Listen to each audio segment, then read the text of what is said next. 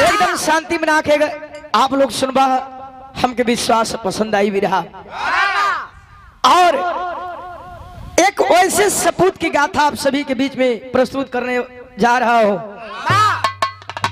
जिनके देन से मैंने बताया कि आज हम अमन चैन की जिंदगी जीते हैं।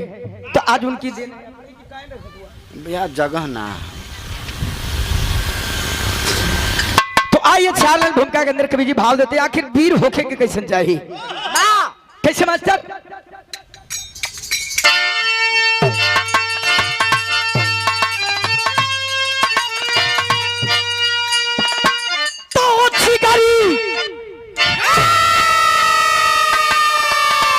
तो छिकारी जिनका फौलाद का हो दीवाना, रातों में चट्टान जिनकी बसी हो, तो वही मर मिटेगी पता निकाल दिया। तो कर्तव्य की निज कसौटी कसी है, वही देश का बन के फौजी बहादुरी, तो लहू से तिरंगा सजाता रहेगा। तो जब जब धरा कोई जरूरत पड़ेगी, सदा शीश फौजी कटाता रहेगा।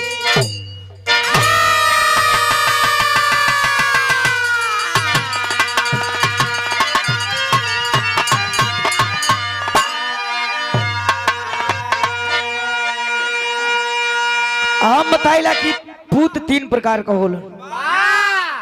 कैसन कैसन? पूत, कपूत और सपूत। पूत कैसन होला? पूत ऊ होलन बाबूजी अगर 10 बीघा बनौले होन तो के 11 बीघा ना कर पौलस, तो 10 बीघा के बचा के रखले हो। कपूत कैसन होला? कपूत ओके कह जाला शिवानंद भैया कि बाबू 10 बीघा बनौले हो तो सारी 11 बीघा तक कर ना पौलन, वो 10 बीघा के बेच किन के खा पी गईलन। लगना मिस कॉल मारे। आ सपूत ओके कहल जाला जो हमारे लिए, पूरे वतन के लिए, हमारे मुल्क के लिए, जो रात दिन चाहे कड़ाके की ठंड हो या शरद हो या गर्म हो या बारिश हो तूफान हो, लेकिन हाथों में राइफल लेकर के हमारी रखवाली करते हैं। तो ऐसे सपूत की एक गाथा है, बिरहा में एक लाइन कव्वाली का नमूना हमारे साहब आइए।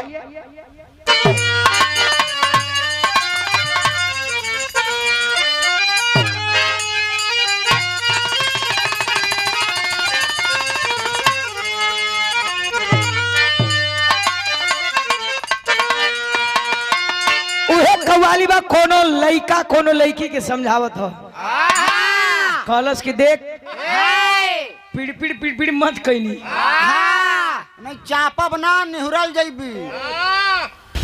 कहलस कि सुन प्यार से मंगबी, अपन जान निकाल के दे देब रे, नहीं तो पीड़ पिड़ेबी ना, तो चाप दे पानी फेंक देबी।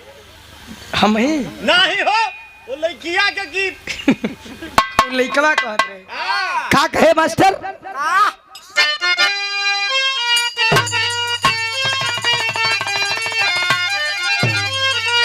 कहे कि दिल चीज क्या है, वो दिल चीज क्या है, अरे आप मेरी अरे जान लीजिए, बस एक बार मेरा कहा, तो बस एक बार मेरा कहा मान लीजिए।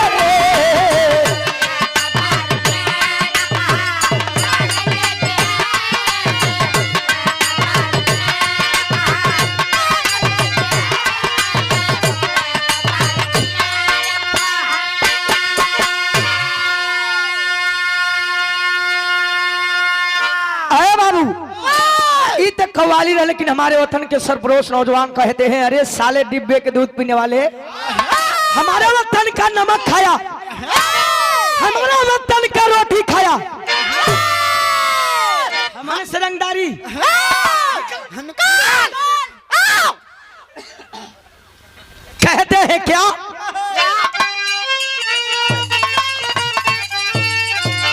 अरे हंसकारी वतन के, तो हंसकारी वतन के ऊपर जो है चांद को दिए न्योछावर माँ भारती को। अरे न्योछावर माँ भारती को तो प्राण है किए।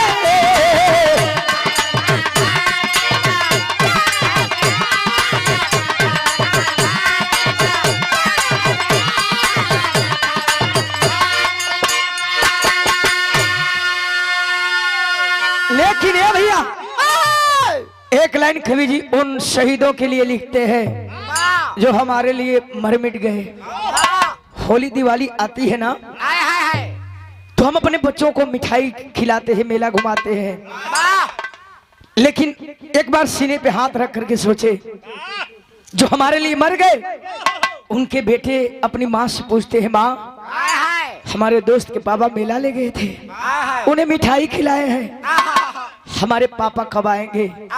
बारे वो शहीद की दुल्हन कलेजे में पत्थर रख करके और अपने बच्चे को समझा लेती है, बेटा तेरे पापा वतन के सिपाही थे, लड़ते लड़ते शहीद हो गए।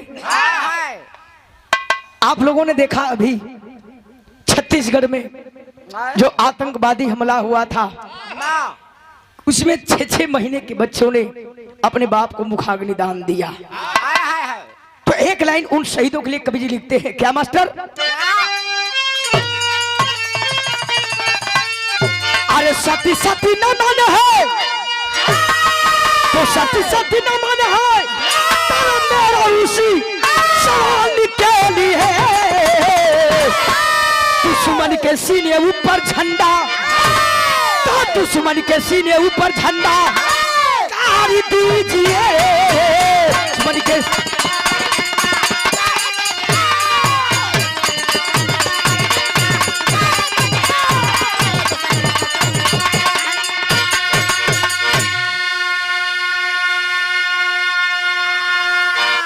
से कहानी को शुरुआत हुई। मार साहब आवाज जोरी से भाव लोग आइए।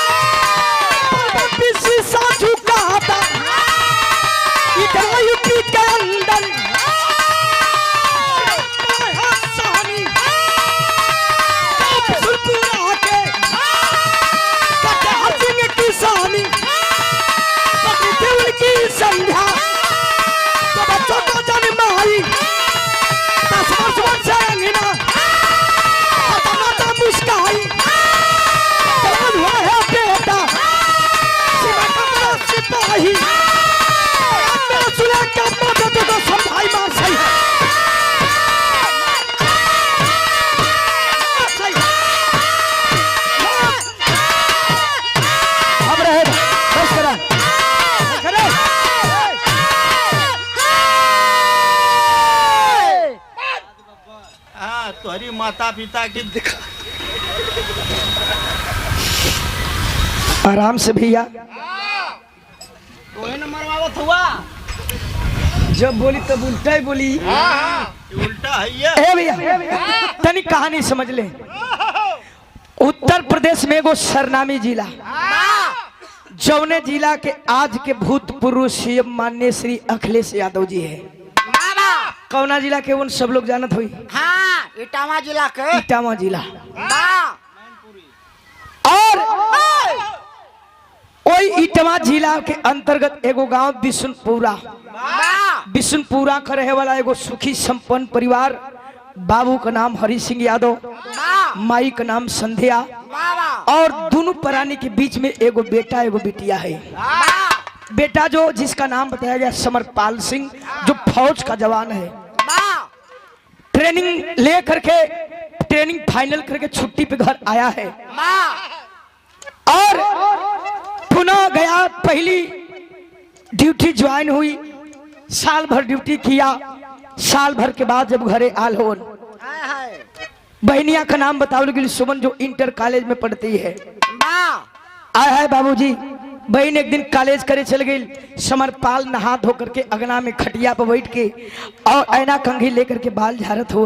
हाय हाय समरपाल कमाई पुरान है, आखी पर चश्मा हो। हाय हाय घरे में गए, चूल्हा नाई है, लकड़ी गोईठा पर अपने बचवा खातिर देखा, कहल जाला कि माई त मैये होली। वाह अमृत के धार के कितनो पियाई है भैया, एगो माई बिना हाय हाय कैसे करजवा जुड़ाई हो भैया, एगो माई बिना। वाह कहल जाला कि कहीं से बा त मेहरी निहारे पोटरिया या माई निहारे बेटरिया। माई का नजर कहाँ जाली? हाँ यही पेटे पर पेट पर, चेहरा पर। हमारे बाबू को उठवा झुराल हो, हाय हाय चाहे कितनो पुरान हो जाइए। हाँ ए बाबू खाना खैला हाय हाय तोहर उठवा झुराल हो, का बात है? चिंता कौन कैले हुआ? हाय हाय अब मुझे के मेहरारू आ जाई, हाँ लब्ध दौड़ के जेबा में हाथ डाल दे। हाय, बड़ा बिरहा गा के अलवा पैसा वैसा देबा। जेबा फाड़ देबा। हाँ एक दिन खींच दे। वो है असली महरिया है का।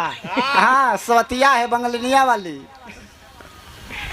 ए भैया, हाय तब माई और मेहरारू में यही अंतर होला। वाह आज समरपाल कमाई लकड़ी गोईठा पे, आँखी पे चश्मा, रच रच के घी में कबोरल रोटी बनावत है। हाय हाय ये इतना बरबरात है कि इतना ही खाए पिए में कोतराही करेला हमार लड़का। हाँ खाना वाना बना करके एक हाथ में रोटी और सब्जी, दूसरे हाथ में लोटा का पानी लेकर के जब ही किचन से बाहर भैली, धुआं से तनिकी से अखिया चौंधिया गई हो भैया। ध्यान ना दिली, चौकटवा पे ठोकर लागल, तलाक से माई बिगा गेली। हाथ का रोटी सब्जी लोटा का पानी किनारे, यह चश्मा टूट के माई के ही आँखी के ऊपर धंस गल। हर हर हर हर खून बह लगल। समरपाल ऐना कंघी फेंक के दौड़ के जाके भर अकवारी पकड़ के माई के उठावत हो। एक हाथ से माई के आँख का आंसू पोछत हो, दूसरे हाथ से माई के सर का खून पोछत हो। पूछलत कैसे गिर गईलू हो? माई आंख में आंसू लेकर के अपने फौजी बेटवा से एगो बात कहे। यहाँ एक लाइन तर्ज मास्टर सुना। कोनो मेहरारू कम मर्द रेल का ड्राइवर रहल, वाह रेल का ट्रेन का। वाह और जौन में कई न कई ठे चक्का रहेला, बड़ा लंबा गाड़ी होले। अब तो दूध पीवा निर्बतियावत बोला तुमके काम बताई। ए भैया, दुल्हन एक दिन फोन किलस कल कहे हो तू, अरे ट्रेने चलेबा? आई घरवा वाले ट्रेनिया तोहर बाऊ चलई। हाँ कहल राम बच्चन चले ए भैया, खलस की का बात है, काहे इतना खिसिया के बोलत हो? ये हमार खरेजा हाँ खलस की सुना, हाँ हम सया साड़ी नहीं पहिरब। हाँ तब का पहनबी? खलस की सुना, हम का पहिरे बतावे मास्टर, तनी पर्दा है।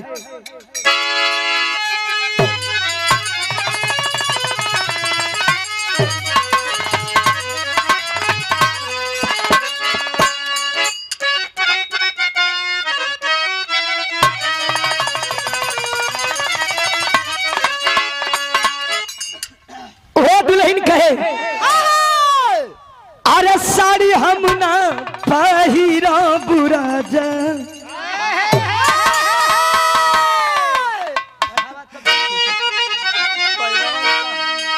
ये दुल्हन कहे अरे साड़ी हम ना पहिरा बुराजा।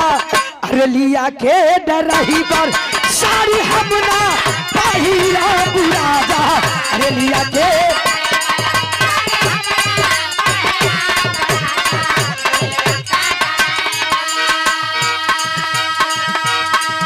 बिरहा सुनने वाले बाबूजी, समरपाल कमाई इतर लेके छोड़ा। समरपाल कमाई अपने फौजी बेटवा के सामने हाथ जोड़ के कहने के बाबू अब हमसे खाना नहीं बनी रे मुन्ना, अब हमसे खाना ना बनी। का कहे मास्टर?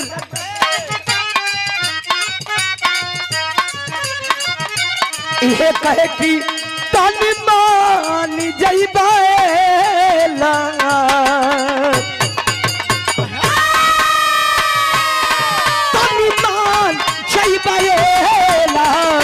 हमरो कहनावा तभी मान जइबेला।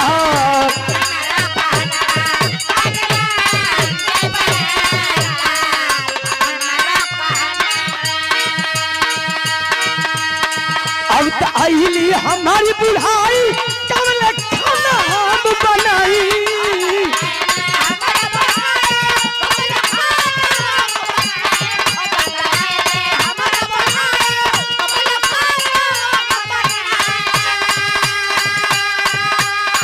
अब तो आईली हमारी बुढ़ाई कमल खाना हम बनाई। कहीं अब बाजी तुअरे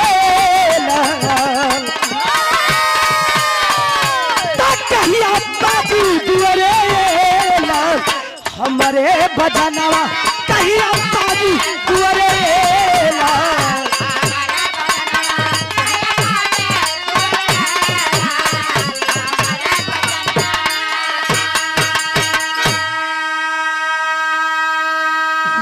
माई कहली कि तू अब फौज का जवान हो गया, तुम्हार बहन कॉलेज करे चल जाले, हमसे खाना वाना बनी होनी ना समझ गिलन मुस्किरैलन तरी से हंसलन कहलन कि पगली ई है बात हो। तो चल जैसे कभी तू ओसे हम बियाह कर ले। देखा वो लड़का एगो संस्कारी रहल। आजकल का लड़का बाबू जात हो लड़की देखे तो पूछत हो सो हाँ बाबूजी हाँ कैसन है माल बढ़िया रहल है ना। कौन मॉडल है ओहो में मॉडल देखल जाला। हाँ अगर टॉप मॉडल ना हो तो ही रखबा। भैया समरपाल माई के बाद टाल ना पोलन 4 दिन के बाद यार सेटिंग हो गई। दूल्हा समरपाल का मामा तिलकोहरू लिया के चली गौर करेंगे।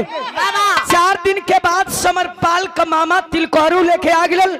माई कहली कि 1 महीना का छुट्टी हो यही में काम फरिया लेवे के। तब तक मामा सेट कैलन। एगो गीता नाम के लड़की से शादी तय हो गई। उ डेट कहिया पड़ल 25 अप्रैल सन 2014। 25 अप्रैल सन 2014 के दिन समरपाल का बियाह तय हो गल। धीरे धीरे न्योता हकारी सब बटाए लगल, बियाह के तैयारी होके लगल। ओहो दिन आ गई 25 अप्रैल वाला। समरपाल के सर पे सेहरा बदल हो तो देखा ही एगो खुशी का माहौल होला। चाहे नाना होखा मामा होखा दादा होखा फूफा चाचा मौसी मौसा हाँ साली सरहद सढ़ुआइन मना सबके खुशी होला। सबके खुशी होला। लोग नाचत हुन गावत हुन रुपया लुटावत हुन। समरपाल के सर पे सेहरा बदल लेकिन माई बहन गारी गावत है। कैसे गारी गावा मास्टर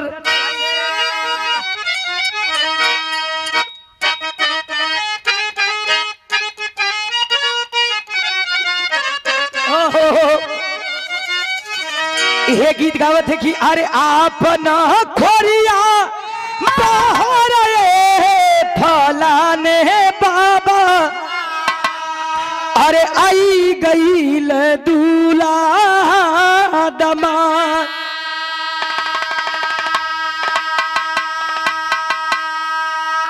अच्छा तो ये भैया दर पूजा लग गल अपर नेत का टाइम आ जी गीत बदल जाई। सरोज हमार तुहार कलाकारन का तो कवियो होलन। लेकिन मेहरारू को के कवि होला हमके तो पता ही नहीं चलल आज तक। वो अपना में कभी कभी आइन बन जानी हो। वो मेहरारू नहीं है का वो मेहरारू जरूर है लेकिन कलाकार है गवैया है ऐसे उन्हों का कवि हो। लेकिन देखा जब मौके मौके के गीत गावेली भैया अब माई बहन गारी गावत है। जरा तारची दिखाओ अरे जरा तारची दिखाओ मैं डाल देखूंगी। जरा तारची दिखाओ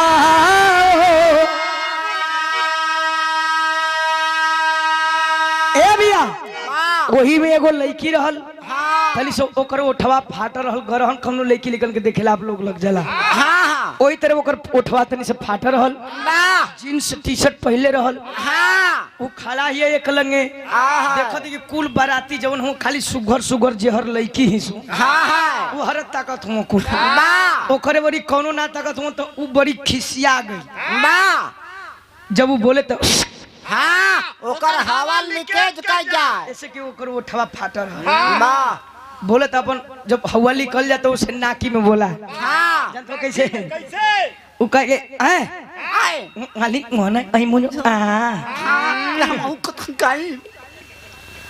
वो कहे खाली तोहना गईबू सो वो मारे गुस्सा में कि हम इतना बढ़िया पहले टी शर्ट जींस पहले ही हमारे और कोनो बराती ना ताकत हो सो तो गुस्सा में कल कि आनी होना गईबू हो हम आई एगो नई नवेली दुल्ही रहल कलस की अरे बोले का सहूर है ये नहीं खे चली हम गीत गावे कुछ उल्टा कह देबू था हम नहीं अच्छा तो जब नईकी रहल उतनी से खिसिया गेल कल्ला हैला माइक तो ही गावा अल्लाह ही माइक तो ही गावा वाह है मनोज भैया का माइक है अकेला अल्लाह तो हाथ को कब्बो माइक पकड़ ले नहीं हाँ धैला सही सही के वाह लेकिन दुल्हिया कलश की जौने गीत गौली है तोने गई है हाँ जरा टारच दिखाओ हाँ मैं डाल देखूंगी वाह कल की मैं नहीं आलूंगी हाँ मत गाओ तो गावत हिया गावे कम हिलावे ज्यादा कुल बरती हवा हमारे ओरी ताका ई होला कितना लइको होला वो अपन अगर लइकी नहीं है तो बार बार बात ही हंसो भला कपारे पे को बात न रहे हमरा ओरी कोनो ताकत सुसरू तो उन गावत कैसे गावे जानत हुआ नारा नारा चारे ओरी घूम घूम के कहे नारा भैया नारा नारा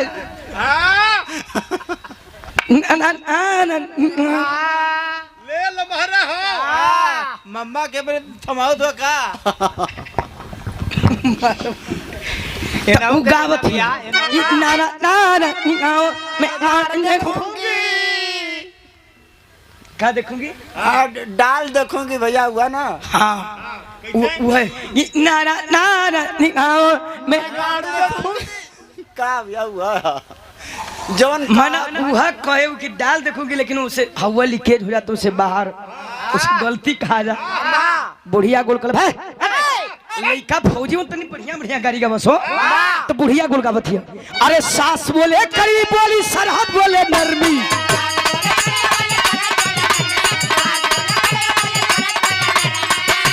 अरे सास बोले करीब बोली सरहद बोले नरमी तनी हटके बैठा है दुल्ही तनी हटके बैठा है दुल्ही दुल्हा के होले गर्मी तनी हटके बैठा इतरज रहल लेकिन उस समय का माहौल का साज बाज के चलन बरतिया बाजा बंड बाजा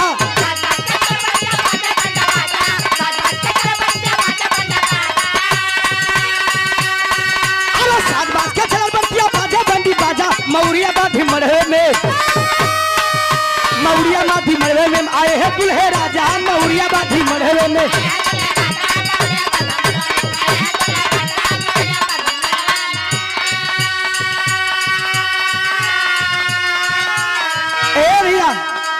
आय हाय बाबूजी ओहे सिंदूरदान होता तब भइल का अरे गीता संगे सम्मत पाला घूमेला भवरिया राम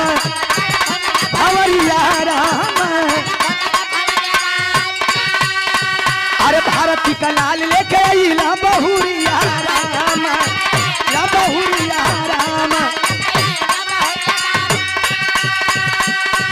अरे छेक दुवरिया बहन खराबा कैग ने गप दाजा छेक दुवरिया बहन खराबा कैग ने गप दाजा मौरिया बाधी मरवे में आए हैं दुल्हे राजा मौरिया बाधी मरवे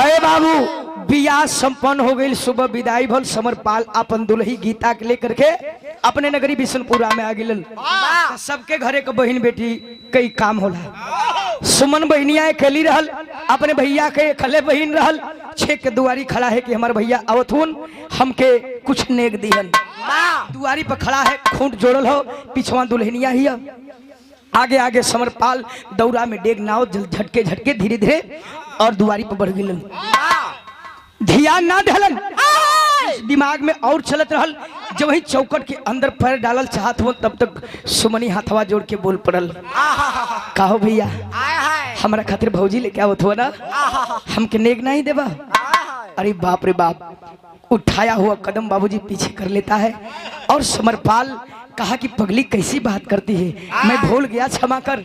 गले से सोने का चैन निकालता है बाबूजी, और सोने का चैन निकाल करके वही सुमन के हथवा पर रखल चाहता। तब तक सोनवा का सिकड़िया देखे बड़ी तेज हंसल। कहलस कि हमके सोना चांदी ना चाहिए, हमके सोना चांदी ना चाहिए। समरपाल कहा कि तब क्या चाहिए, बोल। अगर तू कहे तो तेरा भाई तुझे कलेजा निकाल करके दे सकता है। पगली सोने चांदी की क्या बात करती है। हथवा जोड़ के कलश के नहीं हूँ भैया, तुहार कलेजवा ले ले तो की करी कलाई पर राखी बाधब। थोड़ी सी मायूस हो गई। समरपाल आंसू पोंछता है, रो मत, बोल, दिल खोल के बोल, तुझे क्या चाहिए। तेरा भाई सब कुछ लुटा देगा, तू ही तो एक मेरी प्यारी गुड्डी है, बोल। कलश की अगर देहल चाहत हुआ देखो हमार बात सुना, जौने माई के तन से तू पैदा हुआ वही माई के तन से हम पैदा ही। फर्क बस इतना है कि तू वतन का रखवाली करेला, हम घरे माई बहू का सेवा करीला।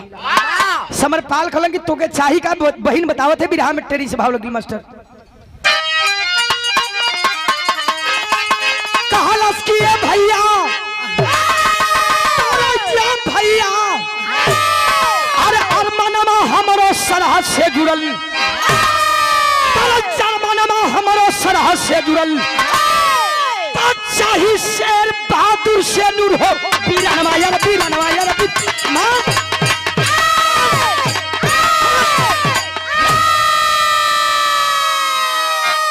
खलस की सुना, तू खाली फौजी हो गिला तो बस उतने ना हो गई। जौन तोरे रग में लहू है उहे हमरे रग में भी लहू हो।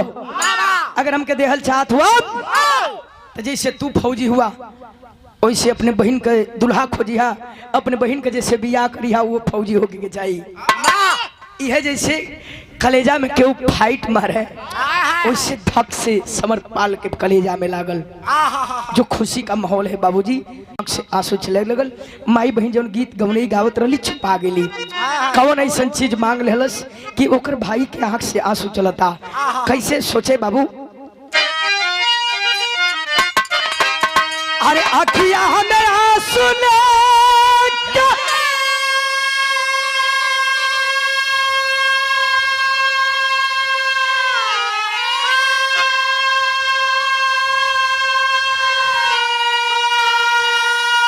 बाबू सोचना जमाना हो, कैसे पूरा कर अपनी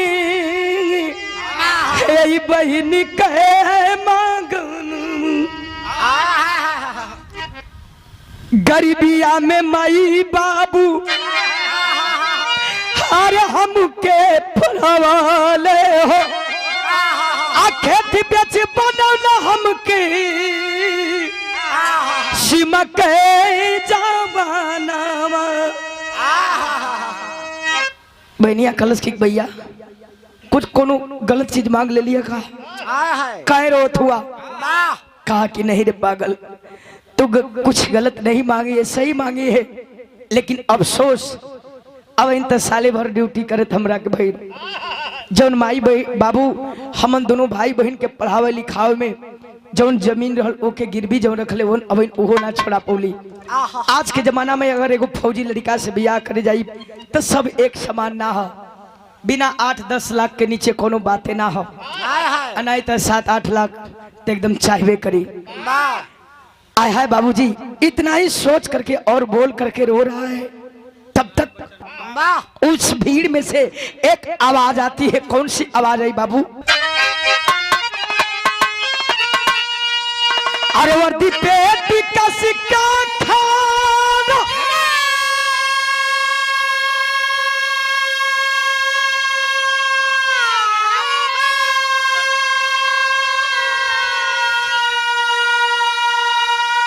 बाबू रहा पीछना जमाना हो, कहती तो सब पधौती सुमन की का गाना। एक गोर अंगार 6 फीट का नौजवान उसी शादी में शरीक होने आया था।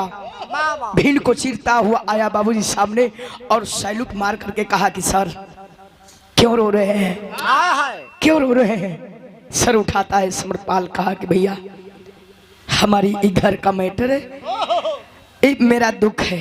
हाय हाय कहा कि साहब इसलिए रो रहे हैं ना कि आपकी बहन का मांग है कि उसकी शादी एक फौजी से हो, वाह तो आप तिलक दहेज की बात कर रहे थे, हमको सुनाई दिया। एगो बात कही साहब, अगर आप कहीं तो आपके बहन से हम शादी करे खातिर तैयार बानी। वाह कहा कि वाह बारे मेरे दोस्त, तू भी मेरे गरीबी का मजाक उड़ा रहा है ना, खलस नहीं हो साहब, हमके तिलक दहेज ना चाहिए। आप अगर आदेश करें तो अभी आपकी बहन का मैं मांग टीकने के लिए तैयार हो। वाह जल्दी जल्दी आंस पोछलस, जैसे लगा कि दुनिया की दौलत हाथे लग गई। वाह गीत गौनई फिर चालू हो गल। समरपाल देर नहीं किया बाबूजी, उस विजय नौजवान से अपनी बहन सुमन का शादी तय करता है। विजय के पिताजी को बुलवा करके और झट पर बिया का दी रखलस। वाह जानते हो कहिया? भैया 1 महीना बाद, वाह। यानी 25 मई सन 2014, 25 मई के दिन 1 महीना बाद अपनी बहन और अपने दोस्त की शादी तय कर दिया। वाह डेट पड़ गल, 4 दिन बीतल बा। अब इन विजय और समरपाल दोनों होखे वाला सार भनोई। अब इन विजय के घर ही वन शाम को घड़ी 4 बजावत है और अगना में दुआरे पर बैठ करके दोनों जानी हंसी मजाक करते हो। तब तक मोबाइल पर रिंग बज गल, रिंग बजल बा, रिसीव किया। हेलो, हाँ कौन? उधर से आवाज आती है, क्या तुम समरपाल सिंह बोल रहे हो? हाँ साहब मैं समरपाल सिंह बोल रहा हूँ। आप कौन बोल रहे हैं? बेटा मैं तेरा साहब बोल रहा हूँ। हाँ सर जय हिंद, बताइए क्या बात है? तब उधर से साहब बोलते हैं, बेटा जितने जवान छुट्टी पे घर गए थे सारे जवानों की छुट्टी निरस्त कर दी गई है, जिसमें तुम भी हो, और आज ही तुम लोगों को घर से निकलना होगा। काहे साहब? अब इन तो हमारे 4 दिन बियाह के लिए बोलो, हम छुट्टी हमारे बचल बा, काहे हमार छुट्टी निरस्त कर थुआ हो साहब? 10 दिन और बढ़ा देना साहब। साहब कहते हैं नहीं बेटा आज ही आपको घर से निकलना होगा। इतने कहते कहते फोन कट गया। बाबूजी दिल में मलाल नहीं, दौड़ता हुआ गया घर के अंदर, खूंटी पर वर्दी पेटी टांग रहल और वर्दी पेटी उतार के कसे लगल। जौन 4 दिन के दुल्हनिया आयल हिया वो अगनवा में गीता मसाला पीसत रहल। देखलस कि हमार सैया वर्दी पेटी कसत हो, जल्दी जल्दी हाथ धो के दौड़ के जाके पीछे में सुबह रखवारी पकड़ लेलस। का हो राजा, ए वर्दी में तो बहुत खूबसूरत लागत। का बात बा, कहाँ तैयारी बा? वर्दी पेटी पहिर के कलाई पकड़ता है, सामने लाया और कहा कि गीता मेरी छुट्टी निरस्त कर दी गई है, मुझे आज ही घर से निकलना होगा। फफक के रो पड़ल, चाहे हमारा घर के बहन बेटियों के, चाहे सकल पंच के घर का बहन बेटी होके अपने ससुराल जब जाती है तो घूंघट के अंदर लाखों करोड़ों सपने लेकर के जाती है। रो पड़ी, कलश की कवन का हमसे कोनो कसूर हो गई बा, अब इन आपका छुट्टी बाकी बा, काहे जाता नहीं? तब समरपाल कहा कि गीता यही एक फौजी की जिंदगी है, कब बुलावा आ जाएगा कोई ठीक नहीं है, चिंता मत कर। बहन की शादी का दिन रखा हूं, मैं जल्दी जाऊंगा और जल्दी आ जाऊंगा। आंखों में आंसू लेकर के अपने पति की आरती उतारती है, चंदन का टीका लगा के विदा कैलस। जब वही घरवा में से निकल रहा हूँ भैया, अगनवा में जानते हो के रहल? वह माई बुढ़िया फोनवा पर बतियावत रहलन तो सुन गई रहल। आई दिवाली तल वो ठंग के आरा रहा के गिर के वही तब बैठल है, रोत हिया। जो ही घर में से निकल वर्दी पेटी कस के, तब तक माई दूसरे बोरी मुहवा घुमा लेनी।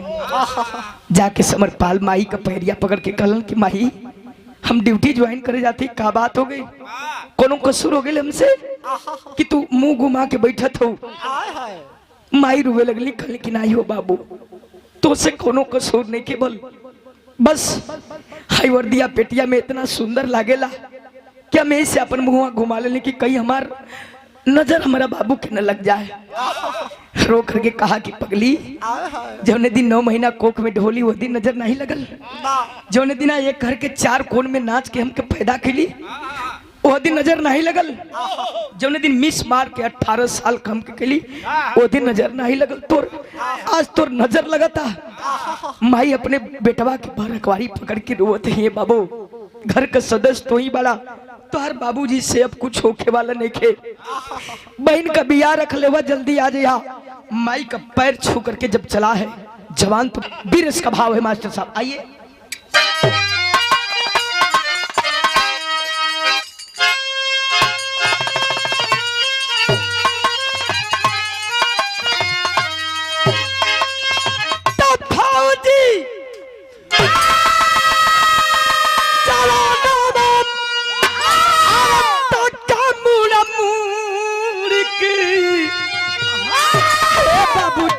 चरनिया मई कह बिहूर के, चुमे चरनिया मई कह।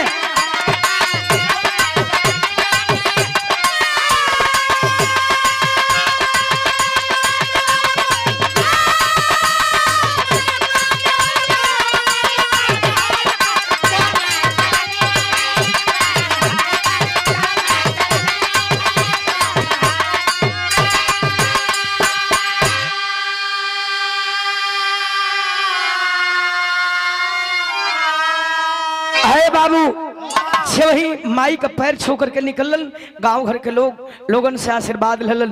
कुछ लोग दूर गांव के लोग कुछ दूर पहुंचावे गिलन। फिर दोनों जवान आज बाबूजी गांव से बहरी भइलन, तब तक दोबारा मोबाइलिया पर फोन आवता। रिसीव करते उधर से आवाज आती है, अरे जवान अभी घर से निकले कि नहीं? नहीं साहब हम घर से निकल गए हैं, मेरे साथ में एक विजय नाम का और जवान है। हाँ ठीक है आ जाओ। एक बात और कहलन साहब, का कहल भैया?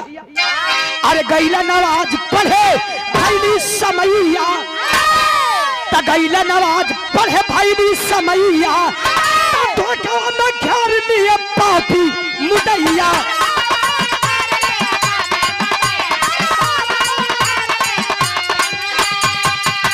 तब पांच जवान शहीद हो गए, गैला पत्तनवा छोड़ के यार चुमे चरनिया मई के निहूर के।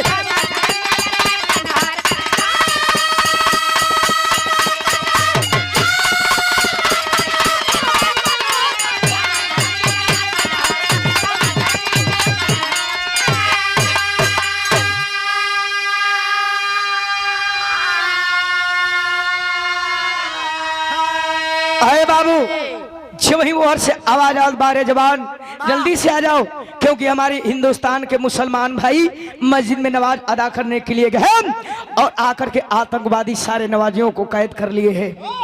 ठीक है साहब मैं आ रहा हूँ, कल सुबह होते होते हेडक्वार्टर आ जाऊंगा। सुबह होते होते बाबूजी हेडक्वार्टर पहुंचल बा। समरपाल आज पहुंचल तो देख रहा है कि सारे जितने आतंकवादी हैं उस मस्जिद को चारों तरफ से कैद करके और लेकर के हथियार उस मुंडेर पे लय से चारों तरफ से।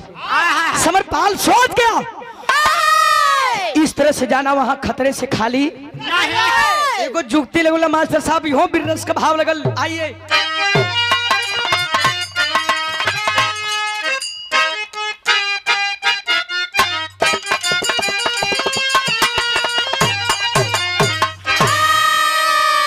ये गीत के हमारे स्वर्गीय रामदेव गुरु जी का मैं कैसे गावे मास्टर साहब? अरे पारी उमुर कुमुर लचकनी,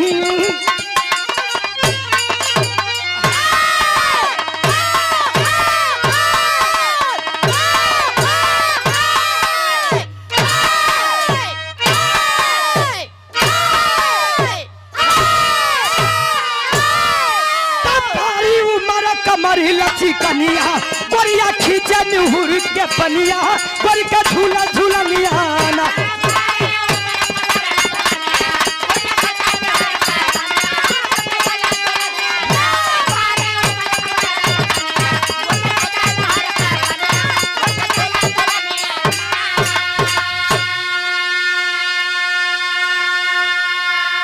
आए बाबू आखिरकार समरपाल अपने साथियों के साथ में चला है। एक जुगती लगौलन, कौन जुगती लगौलन मास्टर? एकदम लाइन भाई तो चलना समारी पहाड़ी और बिहिजे, चलना समारी पहाड़ी और बिहिजे, तोने छानावा हो जवानावा मन में ठरानावा।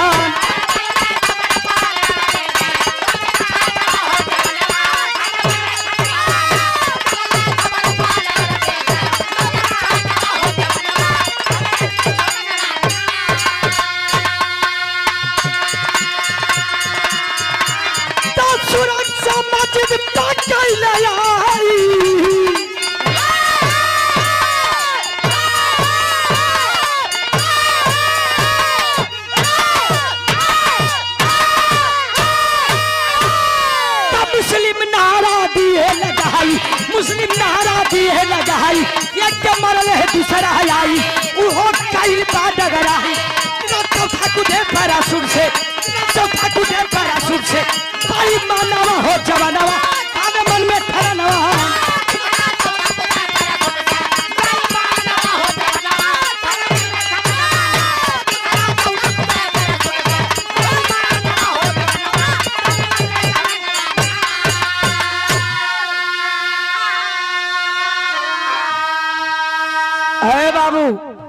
आखिरकार समरपाल कुछ दूर से सुरंग खोदवाना चालू किया।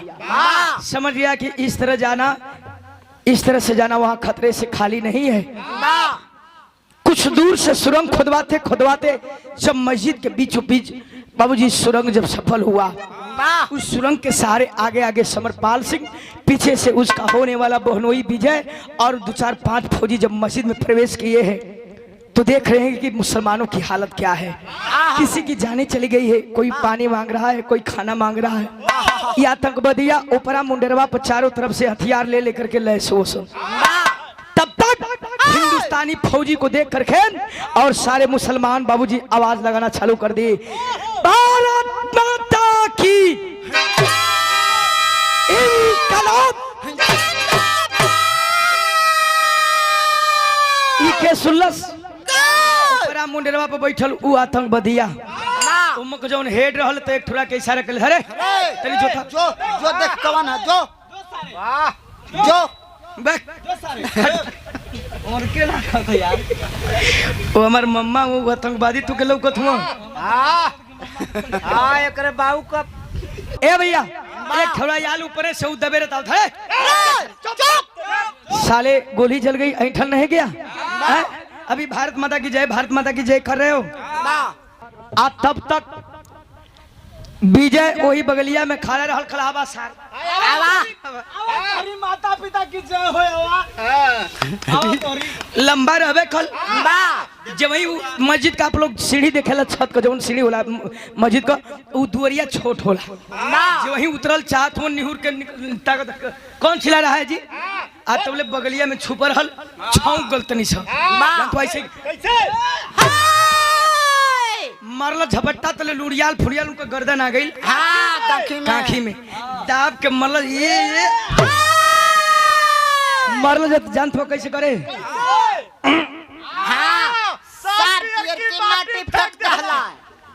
मटिया के लिए हो मनोज दे दला उनके मलकिन के अंगना पोता बदे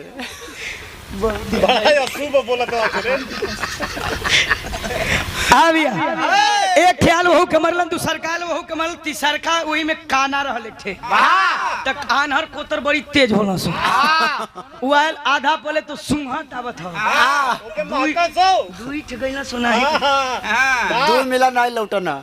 सरोज एगो बात हमरे याद पड़ गई। कहना की एगो लड़का हमला हमन को भतीजा लगी, हमन को भतीजा लगी, हकीकत कसम से हमारे गांव का बात है न, भतीजा लगी। जो मतलब ड्यूटी करते रही उस समय तो कोचिंग भी पढ़ाई और स्कूल में भी पढ़ावल जाए तो उसे आवे जही आवे तेही उसे मजाक कर दे लइकवा से। अंधेरियो पूछलो अरे तोर मम्मी रे तो कहे कि दब आवे लदा तब हमारे मम्मी के पूछे लदा दा तो अरे थोड़ा दा दाक बोरे तोदा दा मम्मी के की हम के गाया हम तो कब्बा का तो दई कहां गइले खोजे क्यों कहे है ना। तो एक दिन हमहू चल गेली, 2 महीना का फीस रह गए रहल बाकी कहले कि सतेंद्र खां तोर मम्मी है रे, अरे गुरुजी तब्बे का पता नहीं तहां दे लिया पर हूं कब्बे कमौ तोदा थे लेकिन पता नहीं चला।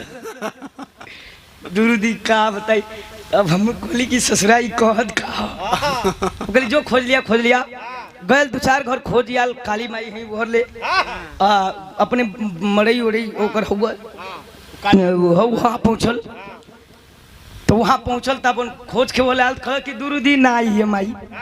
हम कहाँ गए ले हो तो कहलस कि ओकरे मनोदवा घरे तोदली वो मरई में तोदली काली माई के तोदली वहाँ तोदली तूल वरी ले तो देनी गुरुजी तो ही में नहीं मिलल जाए का तो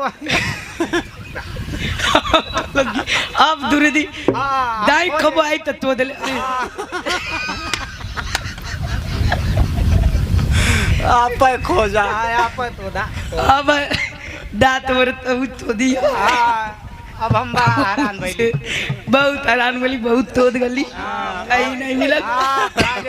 गइल बा वो सरवा का जबा हम ही जात अब निकल के छोड़ा जाए था कब आ जाए आज तब लोग आएगी नहीं आएगी नहीं तो कहत कि करे तहां दे रही है तबे कब दूरू दी आइल तबे कब तोदा तुम तो के हम तोदनी ओकरे मनदवा घरे तोदनी ताली माई तो तोदनी मड़ई में तोदनी तो ओके चुप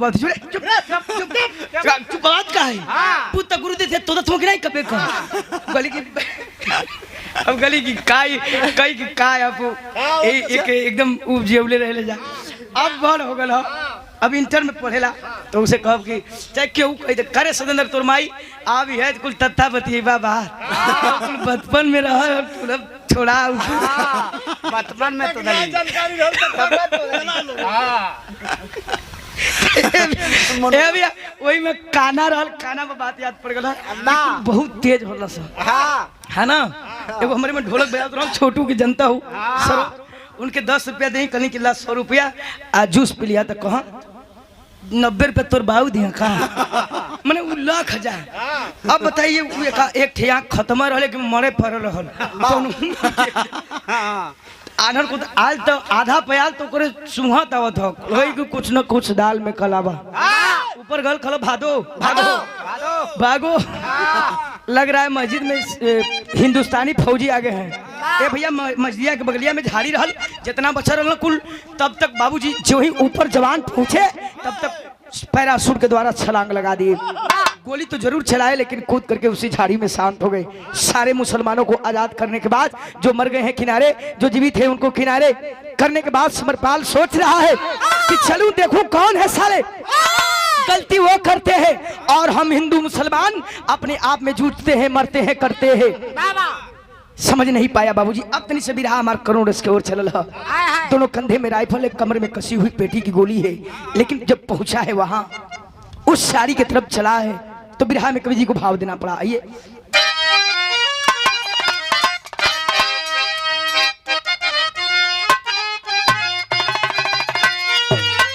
गीतिया से बढ़िया भाव हो अरे शांति भाईली देख चला ले जवानवा घाती किए पापी बई मानी है बाबू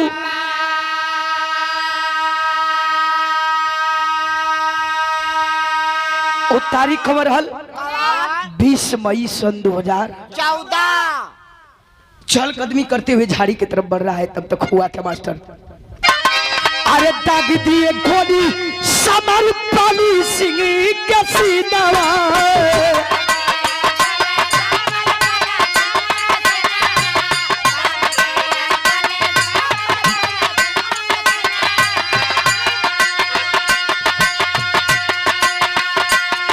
अरे देखी घबराई कैला बिजनो जवानवा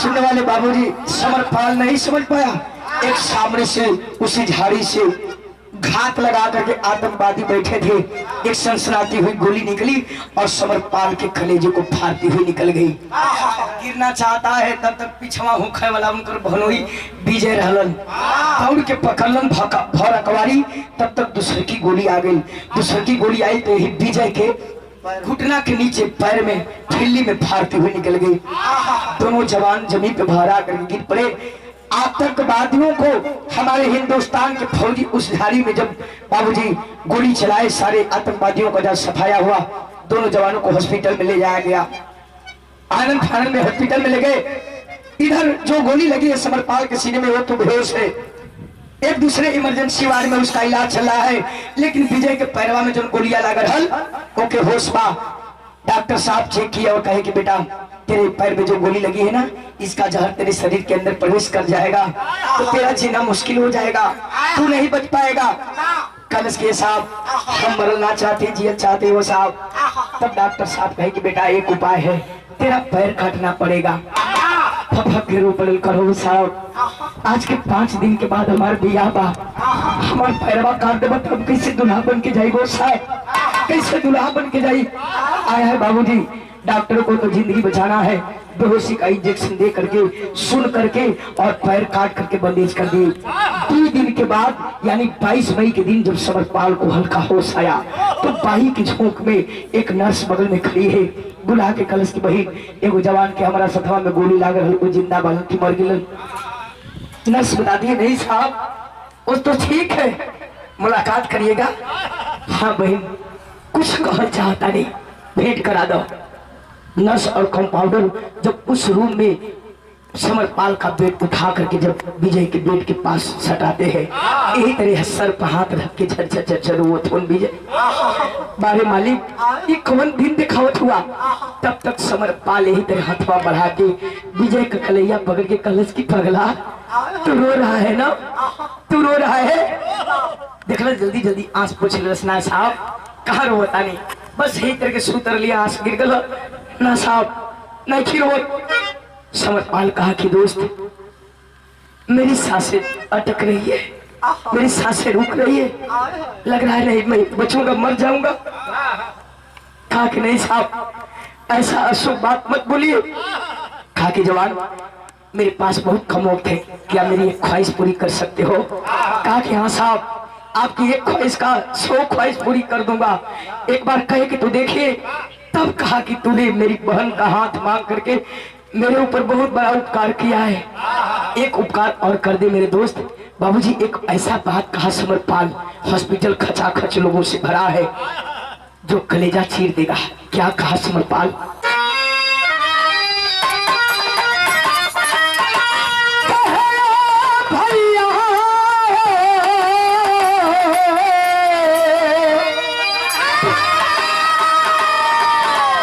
कहे समरपाल आंसू, अरे कहे समरपाल आंसू ढार रे पहाड़ुआ पाल आंसू ढार रे पहाड़ुआ।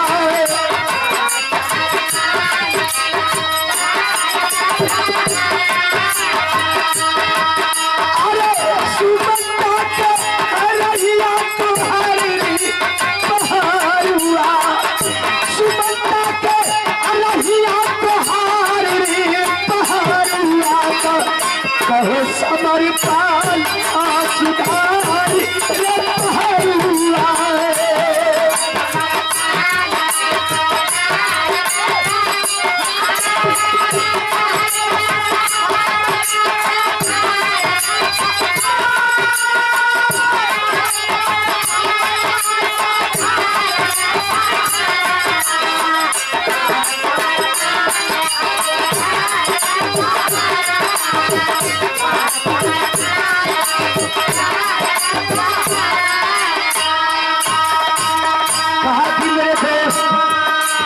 मेरी बहन का हाथ मांग करके एक उपकार किया है, एक उपकार और कर दे मेरे दोस्त। मैं मर जाऊंगा ना, जिस दिन मैं मर जाऊंगा तुम मेरे घर 25 मई के दिन दुल्हा बन करके जाना, तो सबसे पहले एक काम कर देना। कौन सा काम, अरे पहले सुमन का बिहा मनिया सजाई हो,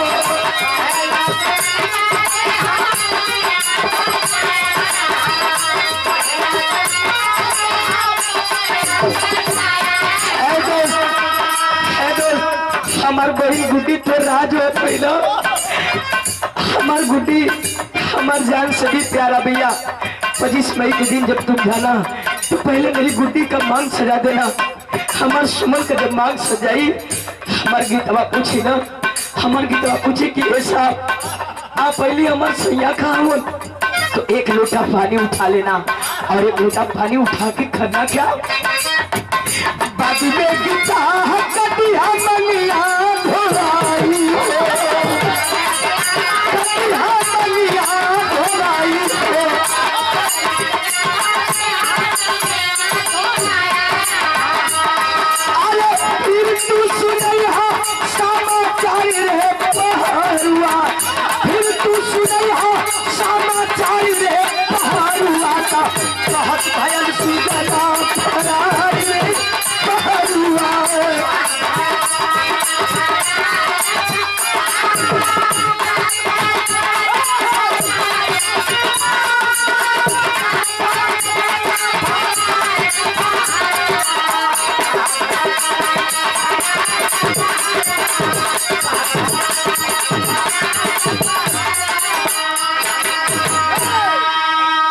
इतना कह करके रो रहा है बाबूजी। तब तक सांसें रुक गई। साहब साहब कहां से आवाज हमें? लाश लेकर के गोद में पैर कटा है और विजय रो रहा है। जितने लोग भरे हैं सबके आंखों में आंसू है। विजय रोवे तो कैसे रोवे भैया? अरे गोदिया में लसिया लेके रोवे लाजा, अरे रोवे लाजा।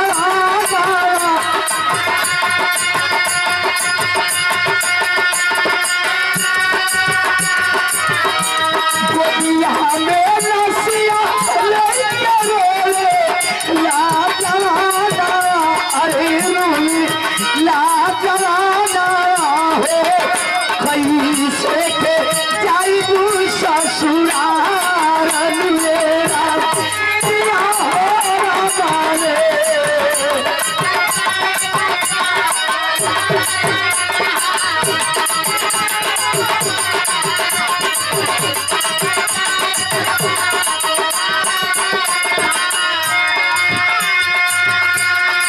अरे बाबू वही लाश से सवाल कर दे साहब।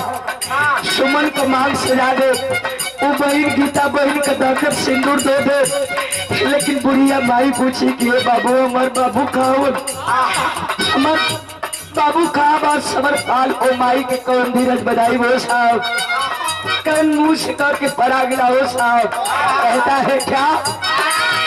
कैसे अनारी आधारल के दी राजा हवा बधाई में, दी राजा हवा बधाई में।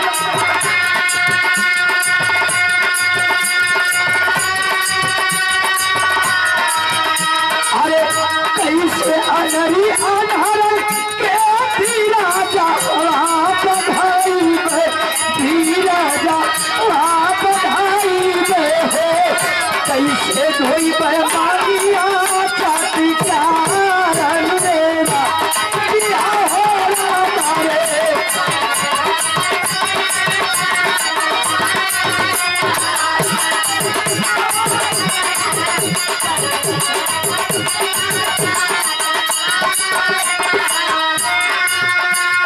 अरे बाबू उसी समय बगलिया में मोबाइल रहल, मोबाइलिया पर फोन आवत बा, लिखल बा पापा जी हम ऊपर से पहाड़ टूट गई।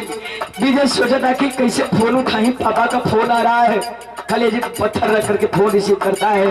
हेलो, हाँ पापा जी जय हिंद। उधर से विजय के पिताजी बोलते हैं जय हिंद बेटा। अरे बाबू कैसन बाड़ा? ठीक ठाक बाड़ा ना? हाँ पापा जी ठीक है।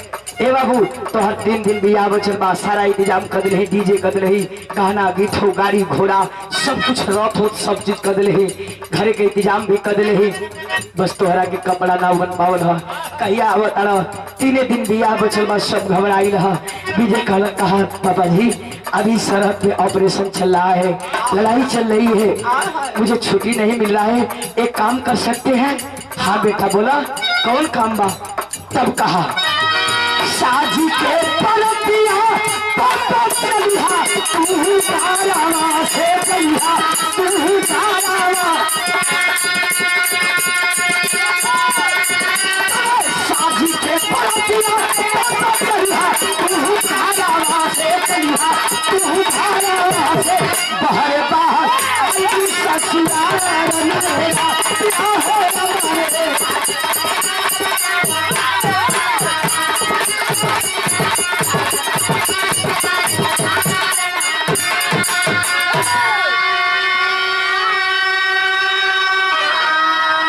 सुनने वाले बाबूजी कहा कि पापा जी आप बारात लेकर के उस दिन पहुंचेगा 25 मई के दिन बिशुनपुरा में आ जाऊंगा बहस बाहर, हमारी चिंता मत करिए।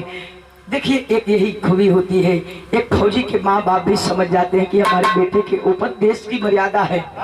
कहे ठीक है बेटा कोई बात नहीं है, वो 25 मई के दिन हो बाबूजी घरे से बारात पूरा गाजा बाजा से निकलता। यह समरपाल का लाश ताबूत में सजावल जात महाराज की सम्मान पूरे भारतीय तिरंगा में लपेटी जा रही है, लाश ताबूत में सजाई जा रही है।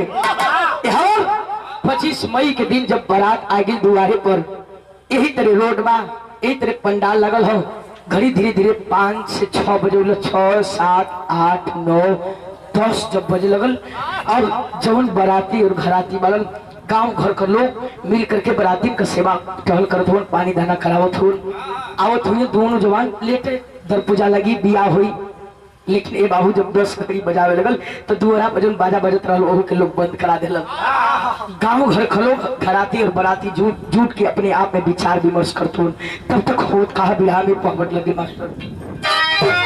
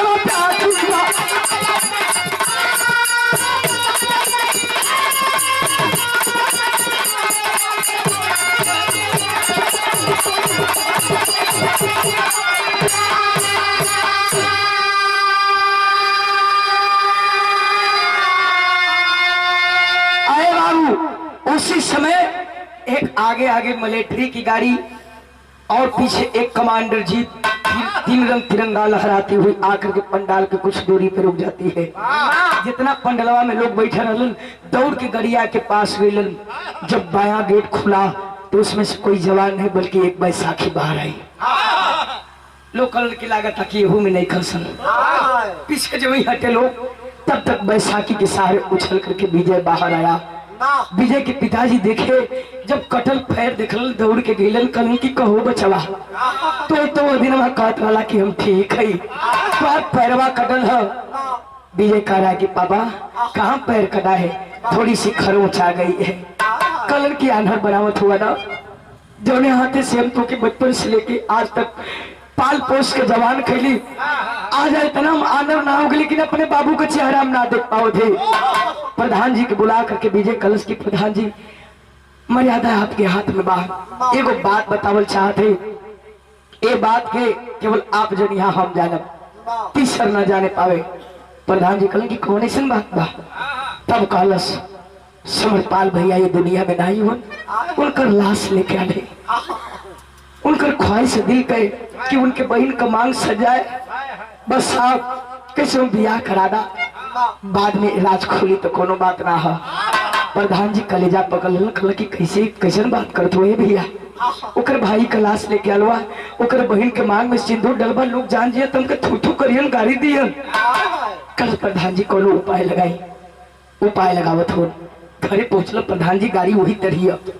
प्रधान जी गिलन भाई से कहलन कि भाई यारवा तोहर दमाद ओकर एक्सीडेंट हो गई, पैरवा में थोड़ा सा चोट आ गई बा, पैरवा फ्रैक्चर हो गई बा, एगो काम करो कि जल्दी से बिटिया के पहिरा उड़ा के निकाला, उनकर दवाई में समरपाल का गाड़ी छूट गई, उनके आवत आवत सुबह हो जाई। बहनी सुमनी दौड़ल आई कलश के प्रधान जी कैसन बात करत हुआ, हमार भैया एक साथ रहेलन, लेट ना हो सकेलन, तू झूठ बोलत हुआ। कल कि नहीं हो बहनी, जल्दी से तैयार हो जा, बियाह का मुहूर्त निकल जात हो। अच्छा तो लोग बात मान गिलन, मान के बियाह होत बा। आज जब बियाह तो बिरहा में आधा लगत मास्टर।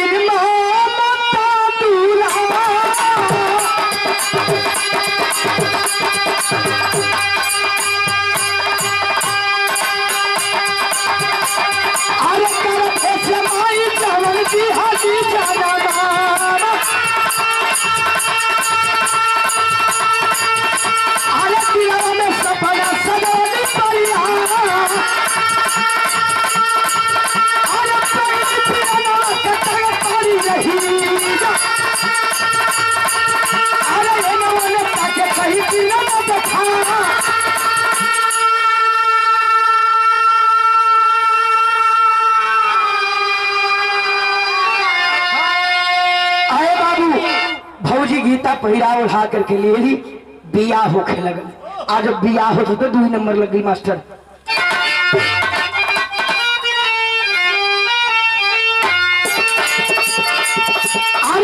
संस्कार से भाई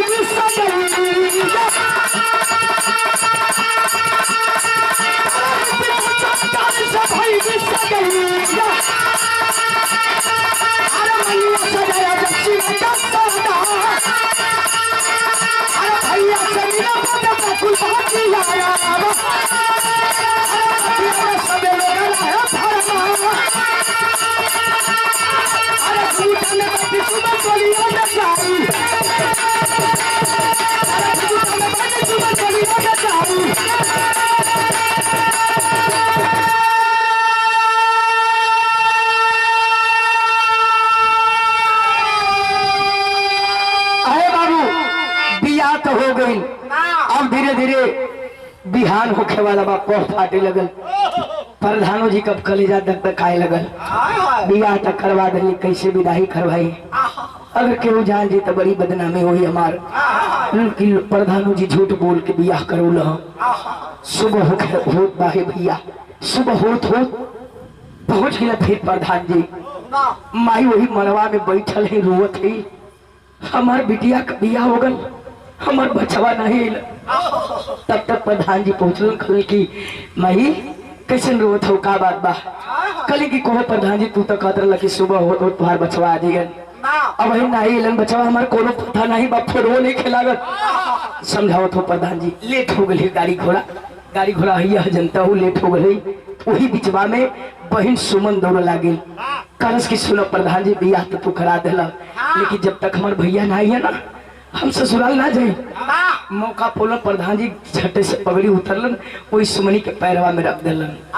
रख के कहलन की जानत हो आज ससुराल ना जाए तो काल गांव घर के लोग तोहरे भाई और बाप के ताना मरियन कि ओकर भैया नहीं है तो बहनिया ओकर ससुराल ना गलिया।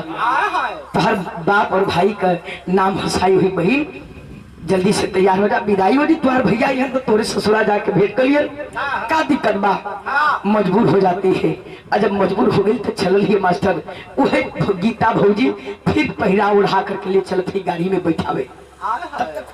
चलल ही बैठावे तो भई का मास्टर अरे घूमता में बैठ सुमन टोलिया में जाई।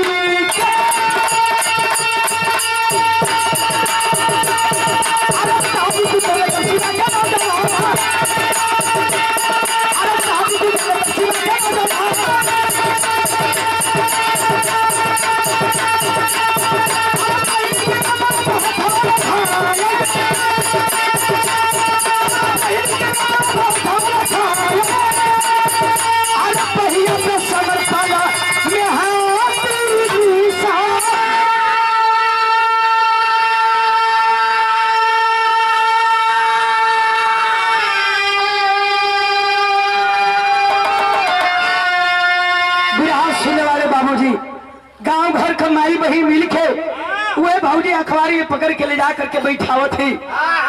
जो ही डोली में बैठावत थी वो भैया तब तक बैसाखी लेकर के खड़ा है। घरात बरात गांव घर के लोग जुटल हुए। एगो फौजी जवान लसिया के साथवा जवान आई रहल, वही से ना बर्दाश्त भल। जाके बैसखिया ले ले विजय वही बगलिया में खड़ा होके कलश की कहो साहब एगो बात कही। विजय कहा कि हाँ बोलो क्या बात है। कलश की कहो कर भैया के लसिया लेके आयल हुआ और कर बहनिया के दुल्ही बना के लिया था वो साहब। आज के बाद तो कर भैया नहीं न मिली, कम से कम अंतिम में आशीर्वाद दिवा दो साहब। आज के बाद ओकर भैया जल के राख हो जिए। आज के बाद ओकर भैया जल के राख हो जिए साहब। अंतिम में आशीर्वाद दिवा दो साहब। तब तक बाबूजी कहा कि हाँ मेरे दोस्त ये तो मैं गलत ही कर रहा था। तब तक बाबूजी दो जवान ताबूत उतार कर लाते हैं। वही डोलिया के पसवा ताबूत हवा रख के वही में से दहीना हाथ हवा निकाल के लोग और वही सुमन के कपड़ा पर रख के आशीर्वाद दिवा। तो घुंघटवा में से ताकत यही हथवा पर अपने हाथ से सजौले रहल जो मेहंदी अपने भैया के कलाई से लेकर के और हाथ में लगोले रहल, एक कलैया पे लिखल रहल मेहंदिया से रच रच के समरपाल संगीता।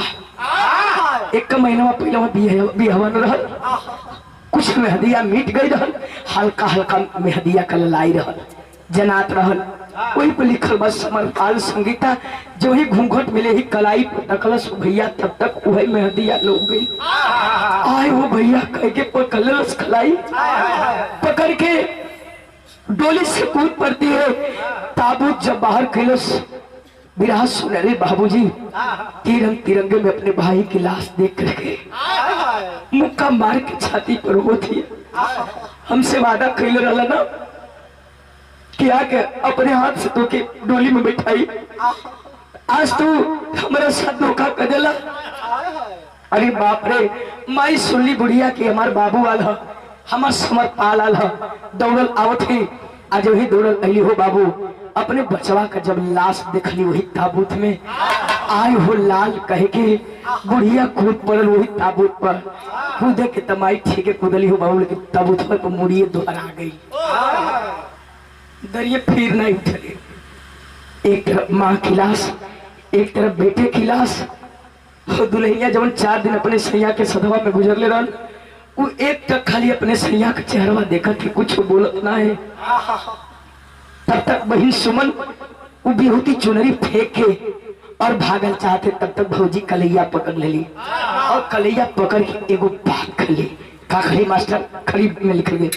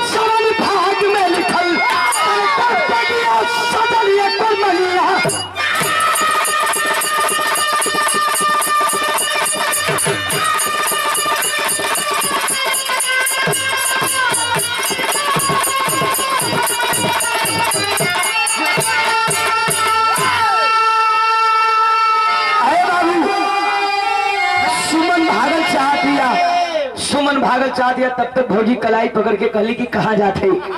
अरे जिन दुनिया तो हमार उजड़ल बा, हमार सिंदूर उजड़ल बालन, तोर तो पति जिंदा हो चाहे लंगर चाहे कोढ़ी तोरा सामने हो, तू तो देख के दिन बिता लेबी, लेकिन हम के दिन देख के बिताई। पूरी खचा खच लोगों से भरी है महफिल। बाबूजी उस समय भौजी जान तू का कहली, सुन तोर भैया 4 दिन के मुलाकात में हमके वो तोहफा दिले हो।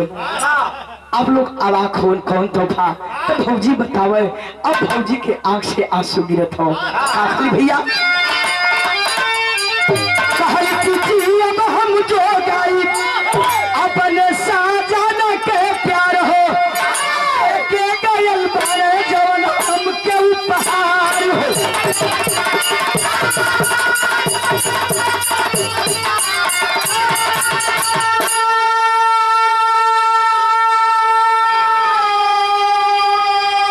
भौजी कहली कि तुम्हार भैया 4 दिन के मुलाकात में हमके पेटे में तोहफा दिले हो, हमके आगम हो गई बा। जियब जोगाई बिन के 9 महीना ढोई, 10वें में बाहर करब, बेटा हुई तो फिर फौजी बनाई, बेटिया हुई तो वीरांगना बना करके विदा कर दे।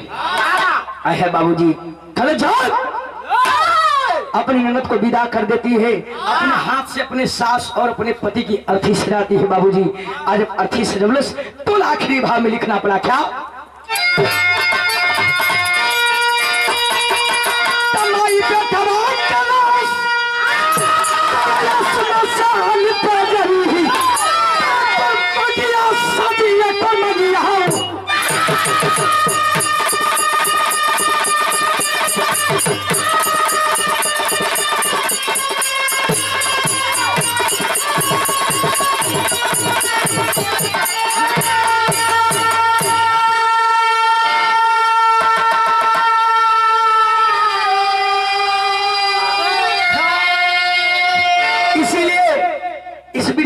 ने शीर्षक रखा फौजी की जिंदगी। एक फौजी की ये जिंदगी होती है बाबूजी। बिहार के अखिलन में घराने से पर चलेगा। गुरु बिहारी पतु छेदा धरोतर के वीर काशीपुर सुखनंदन दिया कलेजा